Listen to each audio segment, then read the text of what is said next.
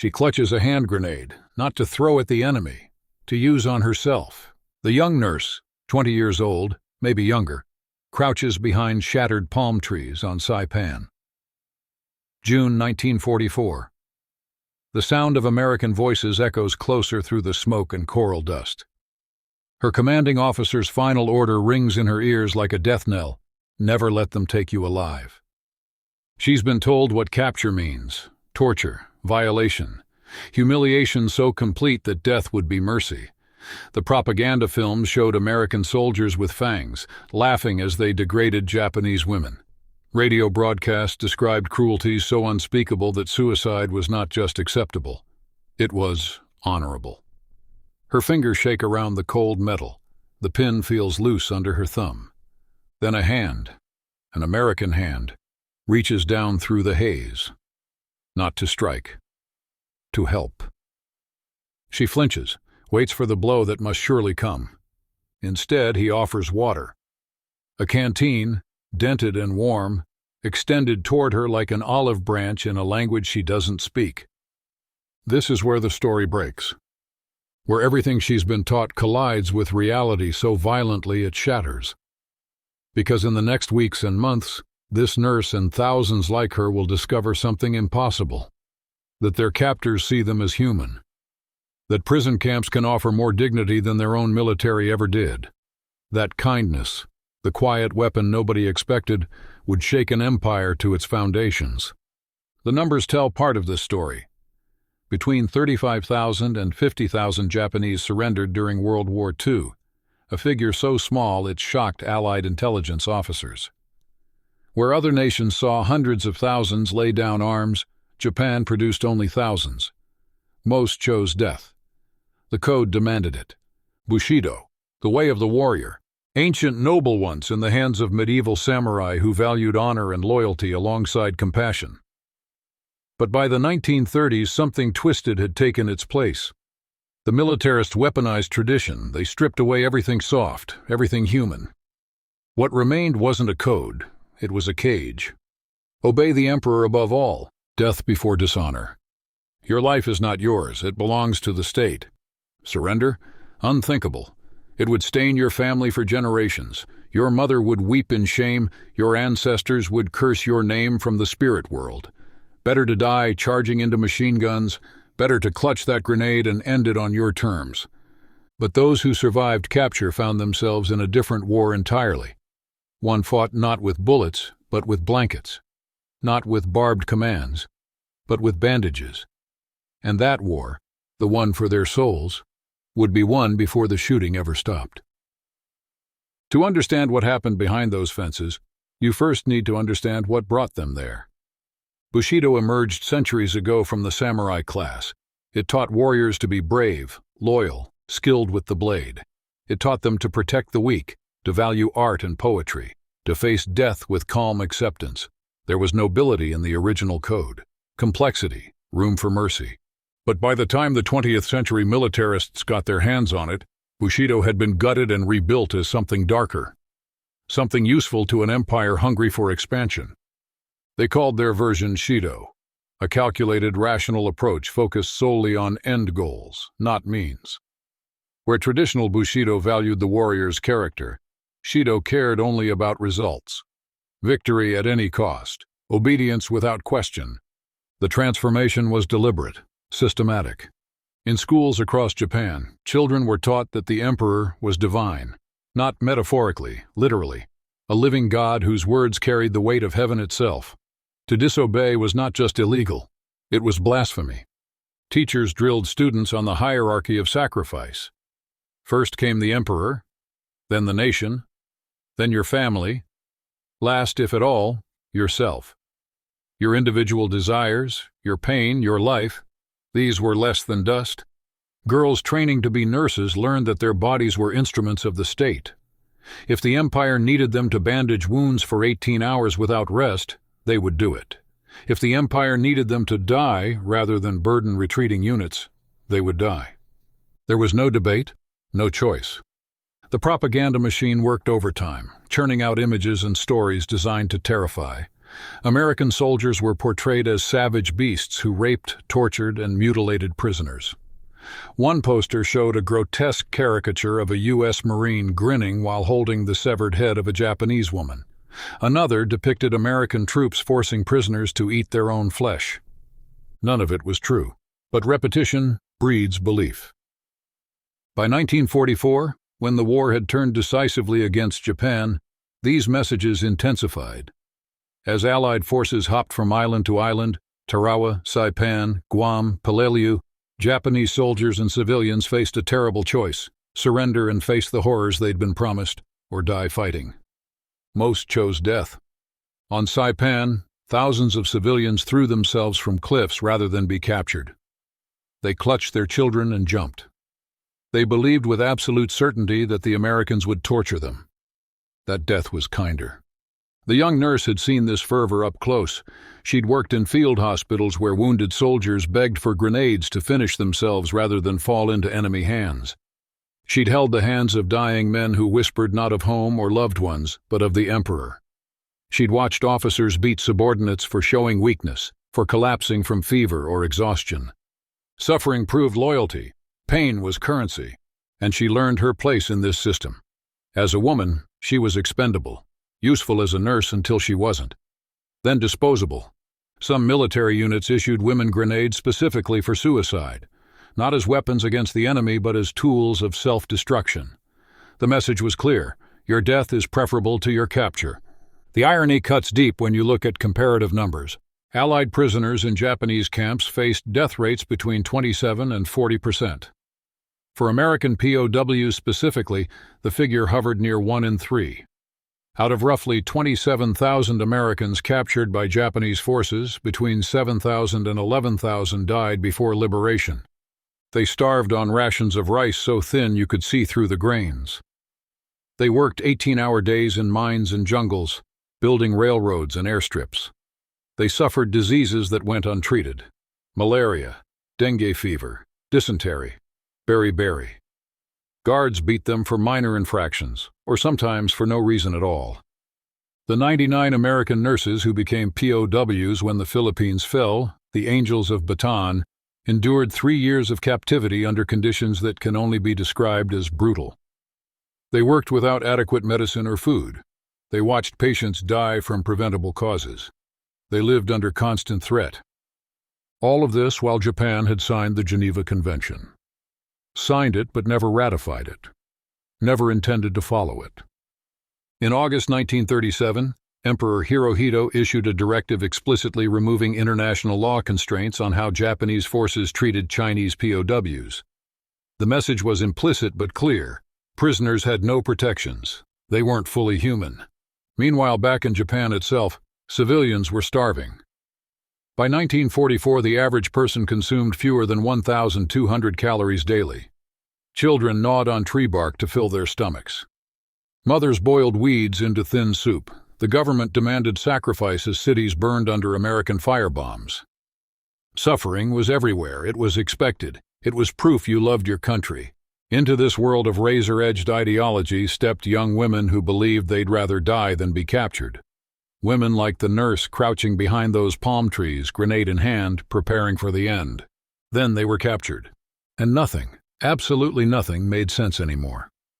The moment of capture arrives like thunder made of silence.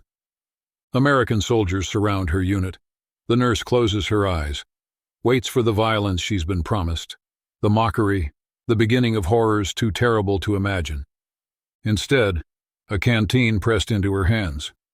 She opens her eyes slowly, expecting a trick, some cruel joke before the real torture begins, but the soldier standing over her just looks tired, not cruel, not mocking, not triumphant. Just exhausted, like he wants this war to end as much as anyone. His face is young, maybe her age, dirt-streaked, human. She drinks. The water is clean and cool. It doesn't taste poisoned. It tastes like water. Then a medic kneels beside her.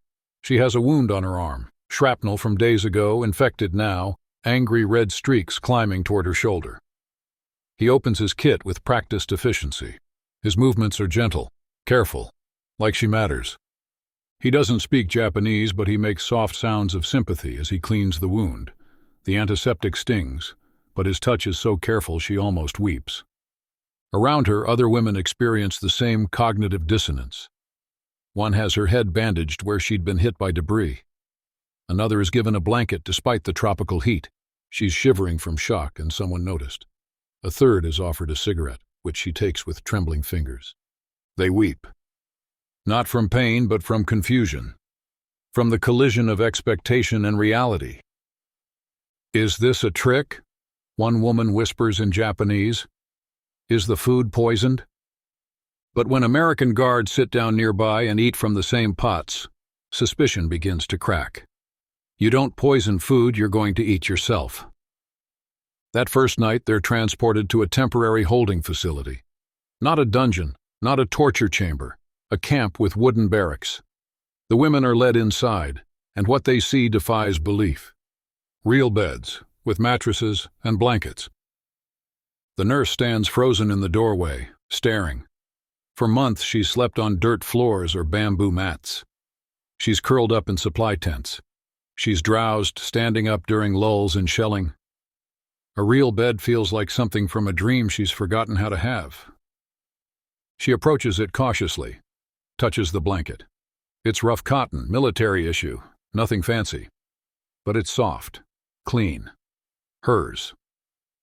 She lies down, fully clothed, too afraid to undress, too exhausted to stay awake. The mattress, thin as it is, feels impossibly luxurious. She stares at the wooden ceiling, her mind churning.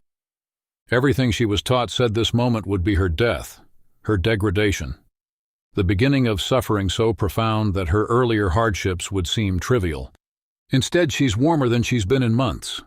Federal bandaged, treated like a person. She doesn't sleep that night, can't. Nothing makes sense. Morning brings breakfast, and that's when the foundation truly starts to crack. The women shuffle uncertainly into a mess hall. Long tables, benches, the smell of food, actual food, not rice gruel or seaweed soup, fills the air. Some women stop dead in the doorway, overwhelmed. They're handed trays. On each tray, scrambled eggs, bread, butter, coffee. The portions are staggering. More protein than some of them have eaten in weeks. Fresh bread, still warm. Coffee, bitter and strange but hot and real. One woman stands paralyzed, staring at her tray like it might bite her. Another starts to cry silently, tears running down her face as she holds the fork. The nurse sits down slowly. She's known hunger so sharp it felt like knives in her belly. Hunger that kept her awake at night. Hunger that made her dizzy during surgeries. Now, with the first bite of egg, her body jolts awake. Rich, warm, substantial. She chews slowly, almost reverently. Swallows. Feels it settle in her stomach like a warm stone. Takes another bite. Around her, other women devour the food with quiet desperation. They try to maintain dignity, but their bodies betray them. They eat too fast. They clean their plates. They glance around nervously, expecting the food to be snatched away. It isn't. One woman laughs suddenly, a sound edged with hysteria. She covers her mouth in shame, but no guard shouts. No punishment falls. The laughter is allowed. That's almost more shocking than the food. The days that follow establish a pattern that feels increasingly surreal.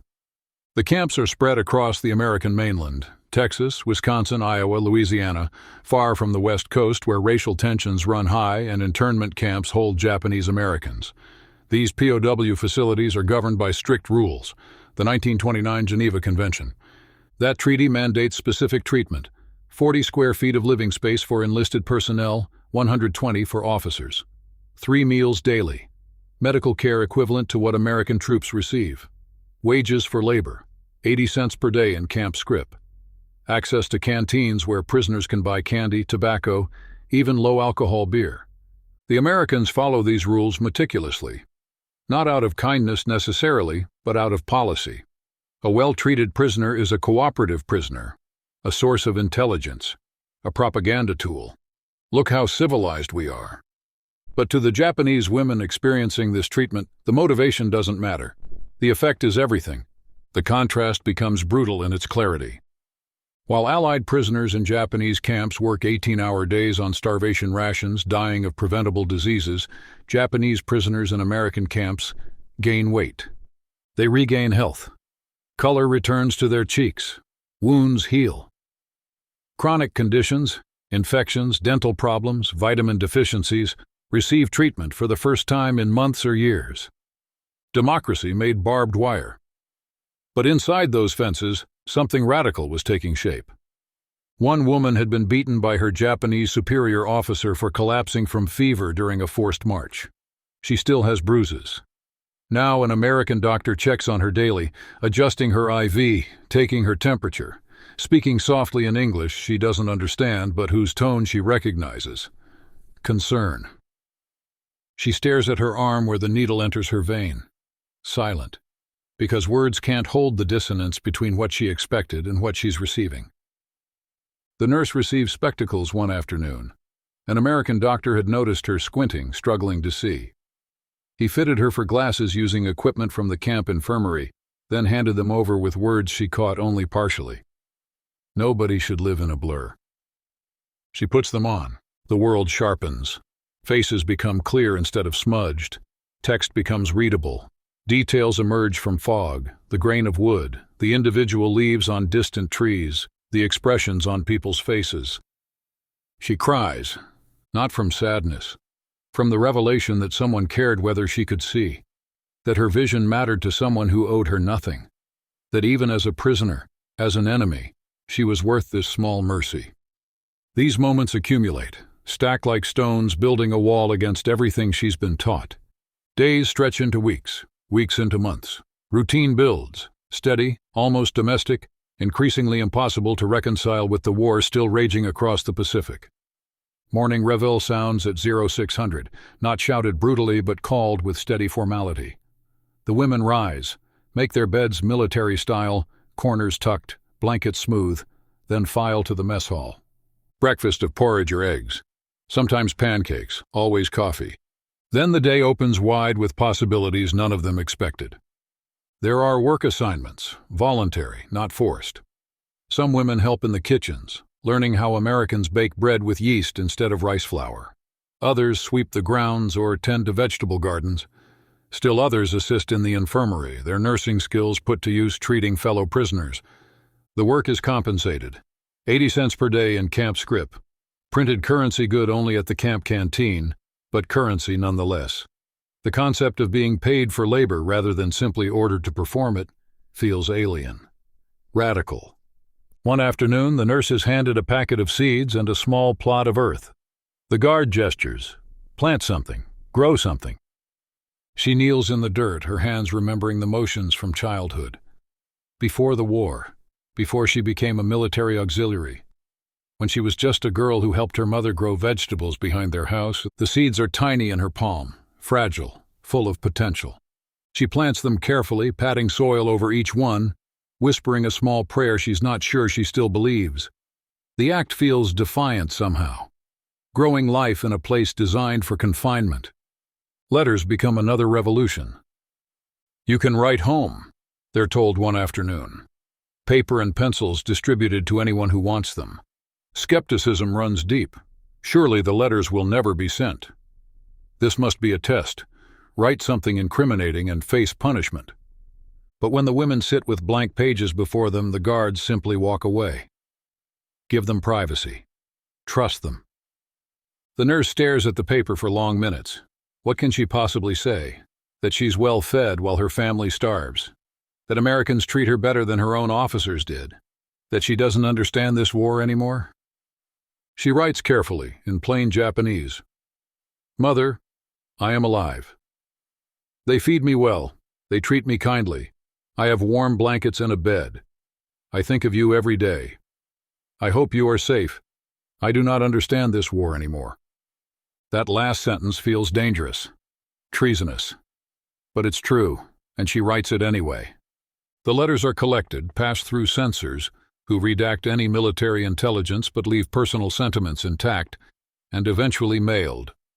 Weeks or months later, they arrive in Japan. Japanese intelligence intercepts many of them. Officers read testimony after testimony describing humane treatment, good food, medical care, respect. The words contradict everything the propaganda machine has built. How do you explain paradise inside a prison? How do you maintain the fiction that Americans are monsters when prisoners write home praising their captors? These letters become unexploded bombs in the hands of Tokyo officials. Some are suppressed, others are dismissed as coerced lies. But enough reach civilian hands to plant seeds of doubt. Medical care becomes another battlefield of belief. One woman has suffered from a rotten tooth for years. The pain has been constant, a dull throb that spikes to agony when she eats. In the Japanese military, such complaints were dismissed. Dental care was a luxury. You endured. In the American camp, she's brought to a dentist. The chair is cold metal, the lamp harsh overhead. But when the American dentist leans over and speaks softly, his tone gentle despite the language barrier, she realizes with a jolt that he intends to help. Moments later, Novocaine numbing her jaw, the tooth is removed. The relief is instantaneous, profound. For the first time in years, she can chew without pain. She touches her jaw in disbelief. No officer in her own army would have bothered with her suffering. Pain was expected, endured, proof of dedication. But this enemy dentist pulled her tooth as though her comfort mattered, as though she deserved relief. The act is more than medical, it's radical. Even faith finds room within the camp boundaries. A few women set up a small Shinto shrine in a corner of their barracks, stones and scraps of wood arranged reverently, a place to pray. They expect guards might tear it down. Religious observance was sometimes mocked or forbidden in military units as superstition. Instead, when an American guard notices the shrine, he only nods and walks past.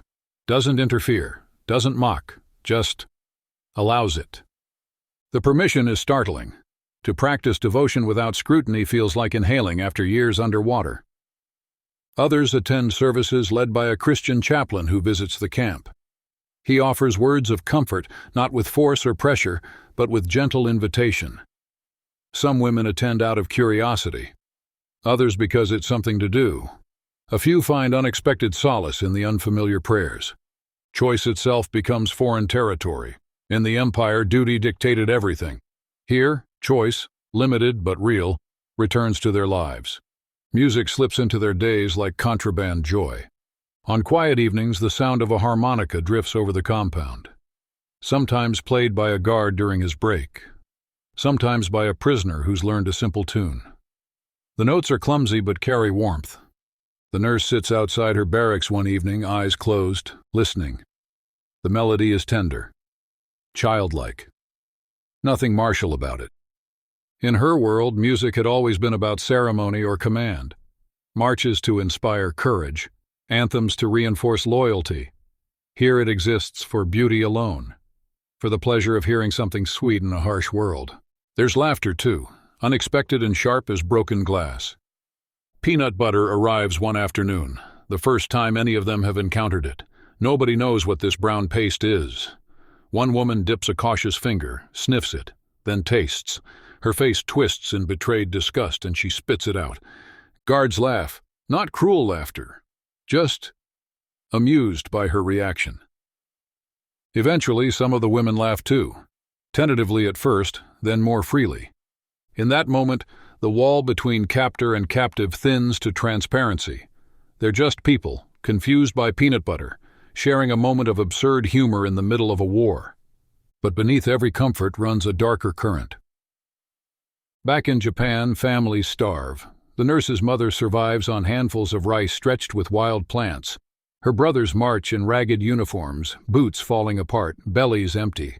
Her family shivers in a house without fuel, while the nurse sleeps under a blanket, eats eggs for breakfast, receives medical care. The guilt is crushing. How can she accept kindness while her people suffer? How can she sleep in comfort knowing her mother might be dying? One woman, overwhelmed by shame, considers ending her life. The dishonor of survival, of comfort in captivity, feels unbearable. Only one successful suicide will be recorded across all the American camps holding Japanese prisoners, a statistically remarkable figure compared to the death tolls elsewhere.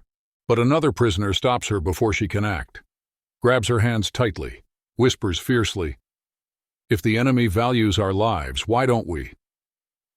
That question hangs in the air. Simple. Devastating. Why don't we value ourselves? If Americans, strangers, enemies, think we're worth feeding, healing, treating with dignity, why did our own empire teach us we're disposable? The question has no easy answer, but once asked, it cannot be unasked. Something breaks inside these women. Not breaking like shattering, breaking like ice in spring, slow, inevitable, revealing what was frozen beneath. They start asking questions. Dangerous questions whispered in darkness, shared in glances, written in letters that may or may not reach home. If capture isn't torture, what were we dying for? If the enemy treats us better than our own officers did, who are the real barbarians? If Americans see us as valuable, why didn't our own military? If kindness is possible even in war, what does that say about the empire's cruelty? Each act of mercy chips away at the foundation of militarized Bushido. Every bowl of soup, every clean bandage, every note of music at twilight, every time a guard learns a prisoner's name and uses it. These small things accumulate, become a weight that shifts the ground beneath their feet. The revolution isn't loud. There are no speeches, no declarations, no manifestos. It happens in glances, in quiet confessions, in the way women begin to carry themselves. The nurse notices she no longer hunches with shame when guards pass. She walks upright, meets their eyes cautiously but directly, acknowledges the humanity across the divide. Another woman who once hid food, hoarding it in case the abundance suddenly ended, begins eating openly, trusting that tomorrow will bring another meal. Small changes, almost invisible. But together they form something monumental, the rediscovery of self-worth. Intelligence officers will later admit that humane treatment yielded cooperation far beyond expectations. Information flowed not from torture chambers but from conversations over meals. Prisoners shared military secrets not out of fear but from a strange sense of debt. Even gratitude. The interrogations were gentle, careful. A prisoner would be asked questions while being served tea. The questions came slowly, mixed with innocuous chat. No violence, no threats, just patience. And it worked. Better than torture ever could. Some historians argue this policy may have shortened the war by months. The intelligence gathered from cooperative prisoners helped Allied forces anticipate Japanese movements, understand defensive strategies, locate supply lines. Lives saved by kindness. Wars won by treating enemies like human beings. But for the women themselves, the impact wasn't strategic. It was personal, existential. They had glimpsed a world where dignity wasn't earned through suffering but given freely, where pain mattered, where hunger deserved relief, where even prisoners, especially prisoners, retained inherent worth. That knowledge, once tasted, could never be forgotten. Back on the battlefields, rumors spread, whispers of prisoners treated well, of women writing letters home, of dignity preserved behind wire. Soldiers who once charged into hopeless battles now hesitate, if only for a breath, wondering if capture might not mean death after all. That hesitation is dangerous, not just to military tactics but to the empire's soul. Because once people believe they have worth beyond their usefulness, they stop being willing tools. They become individuals. And individuals ask questions empires can't afford to answer. The transformation happens quietly, woman by woman, day by day. One afternoon, during English lessons, the nurse traces the word peace on a chalkboard. The guard teaching the class nods encouragement, speaks the word aloud. Peace. She repeats it. Peace. The sound feels strange in her mouth, foreign, but also possible. Another evening, tending her garden plot, she discovers the seeds have sprouted. Tiny green shoots pushing through soil, life insisting on itself even in confinement. She kneels beside them, tears streaming down her face. Not from sadness, from the overwhelming relief of watching something grow, of being allowed to nurture rather than destroy. These moments don't erase the war, don't make captivity comfortable, but they plant something deeper than contentment. They plant worth. The women begin sharing stories at night, Quiet testimonies whispered in darkness. One describes the moment a guard brought her extra blankets during a cold snap. Unprompted. Just noticed she was shivering and did something about it. Another recalls an American doctor who spent 20 minutes explaining her treatment through gestures and broken phrases, wanting her to understand what medicines she was taking and why. A third remembers being allowed to write a second letter when her first was accidentally destroyed in processing. The guard apologized, for the mistake. These stories become their own currency. More valuable than camp script, they're evidence that dignity survives, that humanity persists even when nations try to kill it. August 1945. The war ends not with thunder, but with silence. The announcement comes over camp loudspeakers. Japan has surrendered. The empire that demanded death before dishonor has bowed its head. The women sit in stunned disbelief. Some weep. Others stare at nothing, processing information that seems impossible. What now? The barbed wire still frames their view, but its meaning shifts. It no longer marks them as prisoners of an ongoing war. It marks them as witnesses to its end, survivors of something that's already becoming history. Repatriation begins slowly. Trains, ships, convoys organized to return them to a homeland many haven't seen in years. The process takes months. There's paperwork, medical screenings, coordination with Japanese authorities who are themselves overwhelmed by the chaos of defeat and occupation. The nurse boards a vessel bound for Yokohama in November. She clutches a small bundle, the blanket the Americans gave her, her spectacles and 2 letters. One from her mother that finally reached her after months, and one she wrote but never sent because she didn't know what to say. The sea stretches endlessly, gray and vast. Other women crowd the deck, silent or speaking in hushed tones. What awaits them? Will they be welcomed as survivors? Or shunned as traitors who surrendered instead of dying honorably? Some women express fear that their families won't accept them, that the shame of captivity will be too great, that they'll be seen as tainted, broken, unworthy of respect. Others worry about the practical. Do their homes still exist? Are their families alive? What will they eat? How will they survive? The nurse wonders all of this and more. She wonders if the Japan she returns to will be recognizable, if she'll recognize herself. When the ship docks at Yokohama, the reality hits like a physical blow. The city is destroyed, not damaged, destroyed. Block after block of ash and rubble, buildings reduced to skeletal frames, streets lined with people who look like ghosts, hollow-eyed, emaciated, moving slowly as though each step costs too much. The nurse searches the crowds for her mother, doesn't find her. She makes her way to where her home should be. It's gone. Just a burned foundation and scattered bricks. She stands there for long minutes, trying to understand. A neighbor recognizes her, thin, aged beyond her years. She embraces the nurse with arms like sticks and says her mother is alive, living in a cousin's house across town. The reunion, when it comes, breaks something inside the nurse. Her mother is so thin she's almost unrecognizable. Her face is gaunt, cheekbones sharp, eyes sunken. She moves carefully, as though her body might fail her. They hold each other and weep. That night they sit together in the cousin's crowded house, multiple families sharing one structure. They boil weeds for soup. The broth is thin and bitter. The nurse can barely swallow it, not because it tastes bad, but because she's been eating eggs and bread, because she gained weight while her mother starved, because captivity offered more life than freedom. The paradox is unbearable. Her mother asks softly about the camp, eyes averted as though afraid of the answer. The nurse hesitates, then describes it.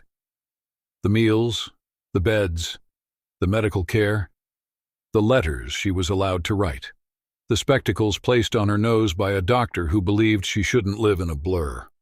Her mother weeps, not from shame, from relief. "At least," she whispers, "someone remembered you were human." Those words lodge in the nurse's heart like shrapnel. At least someone remembered. The irony is unbearable. The empire promised glory and delivered starvation. The enemy promised nothing and delivered kindness. Other women return to similar scenes. Japan is broken, cities burned, families destroyed, food scarce. The occupation has begun. American soldiers now walk Japanese streets, distributing rations, overseeing reconstruction. Some women can't bear it. They retreat into silence, never speaking of their captivity again. They bury the memory like shrapnel too deep to safely remove. But others find their voices. They speak quietly to neighbors about guards who remembered their names, about nights filled with music, about the first time they were treated as individuals rather than tools of the state. Not everyone wants to hear it. Some families feel shame that their daughters surrendered at all. Some communities whisper that the women must be lying, or brainwashed, or broken. But the stories spread anyway, neighbor to neighbor, village to village, whispered testimonies that challenge the narratives everyone was taught. One woman becomes a school teacher in the new Japan. She tells her students that enemies aren't always monsters, that war doesn't have to define humanity, that compassion is possible even in the darkest circumstances. Another opens a small shop, saved by money her American husband sent. They'd fallen in love during occupation. Such relationships were rare but not unheard of. She keeps her camp blanket folded in a drawer, a reminder that dignity can come from unexpected places. The nurse herself returns to nursing, works in a hospital treating both Japanese civilians and American occupation personnel. She moves between worlds, translator of more than just language, translator of the radical idea that former enemies can build something together. Years pass. The occupation ends. Japan rebuilds. The economic miracle transforms the nation from ashes to prosperity. But the women who lived through those camps carry their experiences quietly. They raise children. They teach grandchildren. They participate in the reconstruction knowing things most people don't. They know that kindness can be a weapon more powerful than bombs. They know that treating people with dignity can crack the hardest ideology. They know that once you've tasted worth, real, inherent, unconditional worth, you can never completely forget it. Decades later, historians begin interviewing survivors. By the 1980s and 90s, these women are elderly. Many are reluctant to speak. The memories are complicated, painful, not easily categorized as simple stories of suffering or triumph. But some agree to share their testimonies. One woman, now in her 80s, recalls, "They gave me chocolate, and I didn't believe it was real. I thought it must be a trick. But then I saw the guard eat the same piece himself. That moment changed me. If the enemy could share chocolate, what else could the world share?"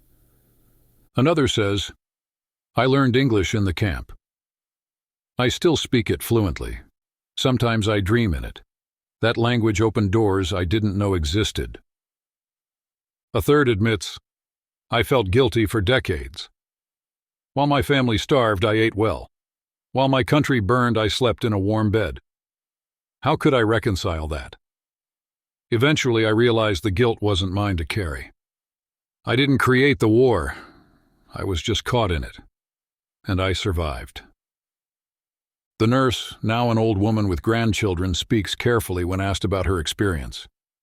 "I thought capture would end my life. Instead, it showed me my life had value. That's the hardest thing to explain to people who weren't there. We'd been taught that our worth came from service, from obedience, from sacrifice. The Americans showed us something different, that we had worth simply because we were human beings. That revelation was more destabilizing than any weapon." She pauses, choosing words carefully. "I don't romanticize it. The camps were still prisons. We weren't free.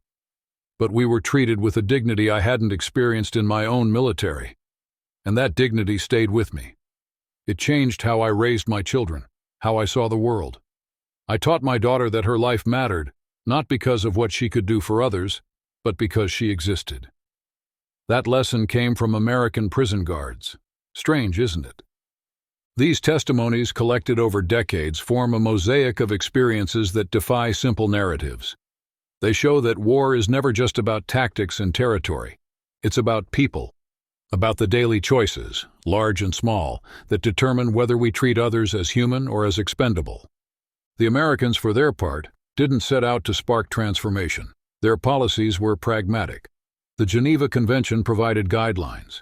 Military strategists recognized that well-treated prisoners were more cooperative. Intelligence officers understood that patience yielded better information than torture. But intentions matter less than outcomes. By treating Japanese prisoners humanely, American forces accomplished something bombs couldn't. They undermined the mythology of the enemy. They proved that civilized behavior didn't require abandoning military objectives. They demonstrated that strength and compassion weren't mutually exclusive. The impact rippled in unexpected ways. Japanese soldiers who heard rumors of humane treatment became slightly more willing to surrender. Not in huge numbers, Bushido's grip was too strong for that, but enough to matter. Each prisoner taken alive was intelligence gained, lives saved on both sides. After the war, former prisoners became bridges between cultures. They spoke Japanese and English. They understood both societies.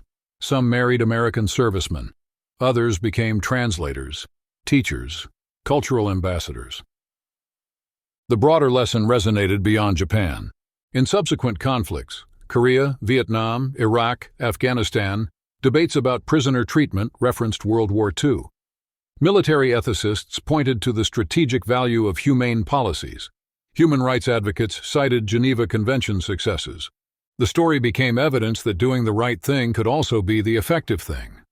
But perhaps the deepest impact was personal, individual, impossible to quantify. The nurse who received spectacles never forgot that an enemy doctor cared about her vision. That small act of kindness influenced how she treated patients for the rest of her career. She saw them not as cases, but as people deserving care regardless of who they were or what they'd done. The woman whose tooth was pulled learned that pain didn't have to be endured in silence, that asking for help wasn't weakness. She raised children who knew it was okay to seek relief, to admit vulnerability, to accept assistance. These lessons passed down through generations. Children raised by women who'd learned their own worth, raised children who understood dignity as birthright rather than reward. The transformation wasn't dramatic, wasn't sudden, but it was real. The story of Japanese women POWs in American camps during World War II is not a story most people know. It's overshadowed by larger narratives: Hiroshima and Nagasaki, the island-hopping campaign, kamikaze pilots, the occupation. But it matters precisely because it's small, personal, human-scaled. It shows that even in total war, even between bitter enemies, dignity can survive. That kindness doesn't require peace, only choice. That treating people well isn't weakness, it's strategy, morality, and humanity intertwined. The women who lived this experience carried it quietly. They didn't always speak of it, but they lived it every day in small ways. How they treated others, what they taught their children, what they believed about human worth. One woman kept her camp blanket for 50 years, folded carefully in a cedar chest. Her granddaughter asked about it once. She held it gently and said, "This reminds me that even enemies saw me as worth keeping warm." If they could see that, shouldn't I see it in everyone? Another planted gardens wherever she lived, small plots of vegetables and flowers. When asked why, she said, "In the camp they gave me seeds. Let me grow something. I've been growing things ever since." Life insists on itself, even in hard places. These quiet testimonies accumulate. They show that the greatest impact of war isn't always the battles won or lost. Sometimes it's the smaller moments that resonate longest. A canteen of water offered in the midst of battle. A bandage wrapped gently around an infected wound. Spectacles fitted so a prisoner could see clearly. Seeds given so life could grow even behind wire. These acts didn't end the war, but they changed the people who experienced them. And those changed people changed the world around them in ways that rippled outward. Family to family, generation to generation. The paradox remains sharp. Captivity offered more humanity than freedom had. That truth indicts the system that made it so, but it also celebrates the individuals who chose kindness when cruelty was easier. The empire built on Bushido demanded death before dishonor. American policy showed that life preserved with dignity could be more powerful. One approach led to mass suicide on Saipan's cliffs. The other led to prisoners gaining weight, regaining health, writing letters home about eggs and bread and music. The contrast speaks for itself. Today, when debates rage about how to treat prisoners, refugees, enemies both foreign and domestic, this story offers evidence. Not abstract theory, but lived experience. Treating people humanely works, not just morally, strategically, practically. It yields cooperation, builds bridges, plants seeds that grow in unexpected soil. The women who discovered dignity behind wire left us that lesson. They paid for it with confusion, guilt, dissonance that took years to process. But they emerged with knowledge earned the hardest way possible. That worth isn't granted by governments or emperors. It's inherent, undeniable, present even when everything tries to destroy it. That kindness can survive in worlds built for cruelty. That enemies can remind you of your humanity better than allies sometimes do. And that once dignity is tasted, it changes you forever. The nurse, in her final recorded interview before she died, said it simply. I went into that camp expecting death and found life. I expected cruelty and found kindness. I expected to lose myself and discovered I'd never really known myself before. That's what paradise behind wire means. Not comfort, but revelation. The revelation that even in the worst circumstances humanity can bloom. All it needs is someone willing to water it.